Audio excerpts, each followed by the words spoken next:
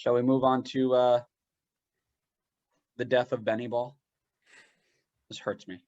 Hurts me so. Sure. Adam, would you like to go into it? Yeah. So I was actually gonna start by saying, Andrew, try not to cry during this next team. I think I might just. I'll see you guys later. Okay, that's fair. We know Andrew's gonna go crawl into a ball because Benny Ball. Benny Ball is dead. R.I.P. Benny Ball. Yeah. So DCU come in with Hernan Lozada at the helm. Correct me if I'm wrong. He came in halfway through-ish last season. Who was that? Lozada. No. Right? When did Ben Olsen leave?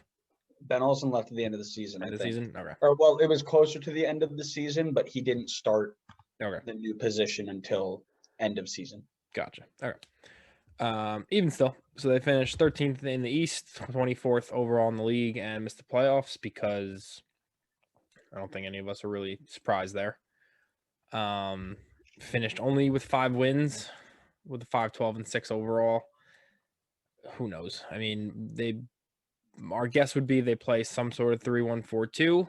It's what Losada played in Belgium with Bierstadt, with some combination of Hamid in goal, Birnbaum, Brilliant, and probably Donovan Pines as a back. Russell Canals when they remember to put him on the team sheet. Moreno and Neiman in the middle. Gressel hopefully at his rightful position at right mid. Flores on the other side with Kamara and Bolivar up top.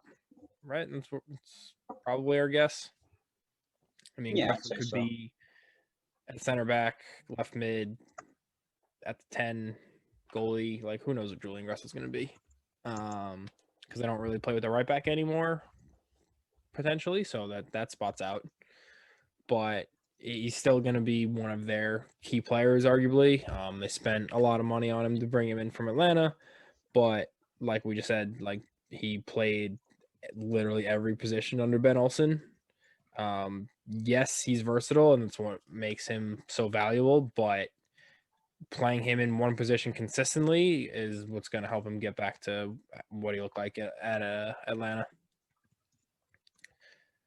And then the other 2 key players we have are Birnbaum, so center back captain. DC was not good defensively last season. They're kind of all over the place. I think having someone like Pines next to him, so young-ish center back, hungry to make a real lockdown starting position for himself, will hopefully help him keep some more clean sheets. And then obviously Bill Hamid. So I know Andrew doesn't want him to be in the national team picture, but potentially still there. Maybe he's not in the national team picture. Please, I know he's not, but I know how much you want him to be. I don't want him anywhere near there. Are you sure? Yes. Okay. He's not good. I mean, he's kind of all right. Sometimes he's not good. Sometimes he is. Sometimes, yeah, that's fair. The 3 players we have who probably need to have a good 2021 if DC, want to make that return to the playoffs and take the next step forward under this new coach. So Bill Hamid, I mean, obviously, I want to say once upon a time, one of the best goalies in the league. I know Andrew will reach through this camera and try to punch me in the face. He's not. I didn't say now. I said once upon a time. He never was. One of the better ones? He probably was. I'd say maybe top 10 if he's lucky, out of 20 at that point. It's just bitter. That's not bitter. He's mistake prone. I didn't say he wasn't, but on his if you make a mistake 4 out of every 5 games, it doesn't make you one of the best keepers in the league. It's fair. Yeah, you're damn right it's fair. Don't start with me. The other one would be Kamara. So want to see him get back to the form we had with Columbus. That'll hopefully help the rest of this team around him kind of free up, and like the attacking talent's there. I mean, Flores didn't do anything. I feel like there was a lot of hype last year when he came in. Granted, last season was a mess and kind of will leave the asterisk next to it as far as form, and you're playing once every 17 days if you're lucky. But I think this is the season, assuming everything's normal and they have a preseason, which they do at the moment, that he takes that next step. I think, to me, one of the really interesting things to watch on this side is going to be the formation that he puts out. He has played a bunch of different formations, but when he was hired, there's a stat website. I'm not exactly sure what it was called, but it put out like all these really in-depth stats about how he plays and how many expected goals you should look to see when he comes in, this, that, and the other. But a 3-1-4-2 in this league is bold and unheard of. They also, I'm not sure they've got the center back depth to do it unless they're trying to drop Knaus back there, or one of their right backs, Odiatsum or oh goodness, left back. I can see his name, Joseph Mora, into that spot. But that's asking a lot of three defenders who came out of one of the worst in the league last year, and only putting one in front of them is going to leave you way exposed if you're going to go attack. Now, granted, you'll get a lot of goals, but you're going to give up a ton too.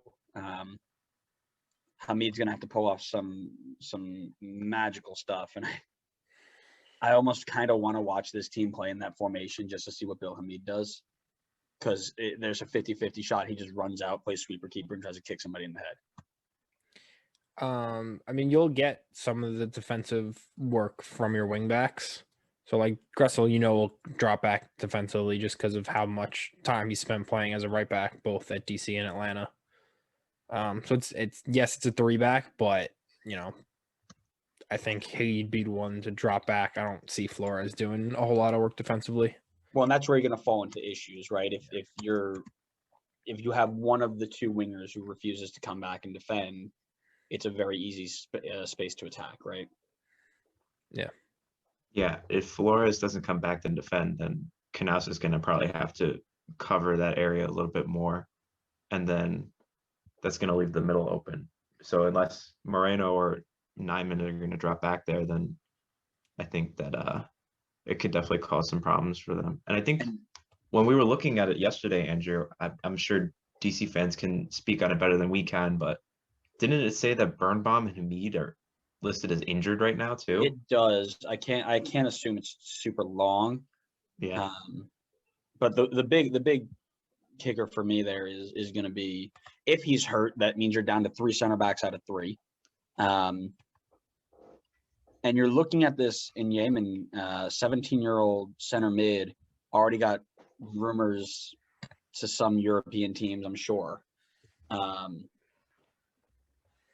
I'm very interested to see him perform, because he's got this kind of U.S. youth national team buzz around him, which I think is pretty cool. But this is a big year for him if he wants to show off and show that off.